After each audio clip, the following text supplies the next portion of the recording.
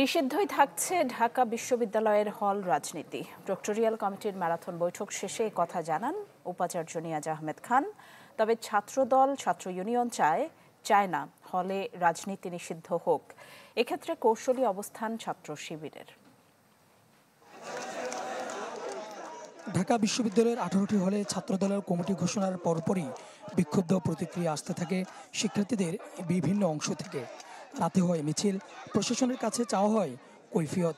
উপাচার্য জানান, হলে রাজনীতি নিষিদ্ধ করে 17 জুলাইয়ের নির্দেশনা এখনও বহাল আছে।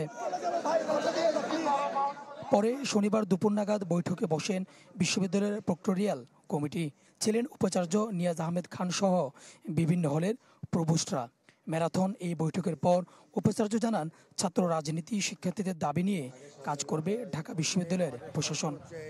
যখন রাজনীতির রূপরেখা কেমন হবে ডাকসুকে কেন্দ্র করে, সেটা একটা বিবেচনার বিষয় আছে। এই জন্য আমরা এখন যেটা করছি যে আজকে আমরা ওই বিস্তারিত কর্মপন্থাটা ঠিক করার চেষ্টা করছি, যেটা একটা গাইডলাইন আকারে আমাদের উপস্থাপন করা হবে। সিদ্ধান্তটা পরিষ্কার বলাই হয়েছে, পরিষ্কার সেটা ক্লিয়ার যে 17 জুলাইয়ের আলোকে যে সমঝোতাটা হয়েছিল সেটা আমরা এখন বাস্তবায়ন করতে চাই। এটাই ছাত্রদের জনদাবি। অবশ্য হলে ছাত্র রাজনীতি নিষিদ্ধের সিদ্ধান্তের বিরোধিতা করছে ছাত্রদল ও ছাত্র ইউনিয়ন। আর ছাত্র শিবির বলছে, সব পক্ষের সমন্বয়ে শিক্ষার্থী বান্ধব যে কোনো সিদ্ধান্ত মেনে নেবে সংগঠনটি। আমাদের রিকমেন্ডেশন ছিল রাজনৈতিক সংগঠনগুলোর প্রতিনিধিরা তাদের হলে থাকবে আবাসিক শিক্ষার্থী হিসেবে।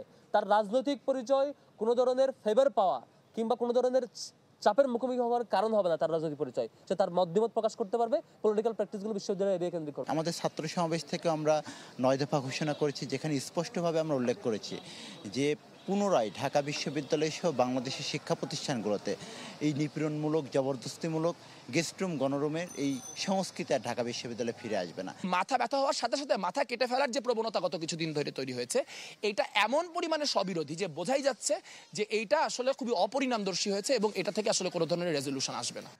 এদিকে শুক্রবার রাতে বিক্ষোভের কোনো রেশ শনিবার সারাদিন দেখা যায়নি ঢাবি ক্যাম্পাসে। সুলতান মাহমুদ আরিফ, চ্যানেল 24, ঢাকা।